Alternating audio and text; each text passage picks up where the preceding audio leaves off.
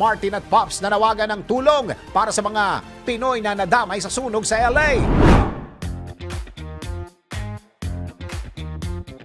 Para sa aking balitang showbiz, nanawagan ng tulong sina Martin Rivera at Pops Fernandez para sa mga Pinoy na nadamay sa sunog na nangyari sa Los Angeles, California. Ayon kay Martin, nakatanggap siya ng impormasyon na maraming Pinoy ang nadamay sa nasabing sunog. Sinabi pa ni Martin na nagpe-perform umano sila sa Los Angeles o sa area around Los Angeles kung saan nangyari ang nasabing sunog. Sana umano ay maging parte sila ng pagbangon ng Filipino community sa nasabing lugar. Sana umano ay magsama-sama ang mga Pinoy artists at makagawa sila ng mga show na makakatulong sa mga Pinoy na naapektuhan ng sunog. Pero sana raw ay may magsimula ng isang foundation na tutulong sa Filipino community habang nagsisimula ulit ang mga ito. Hindi umano nila kaya ipagpatayo ito ng bahay, pero maaari umano tulungan ang mga ito para makapagsimula at sana raw ay maging parte siya sa pagsisimula ng mga ito.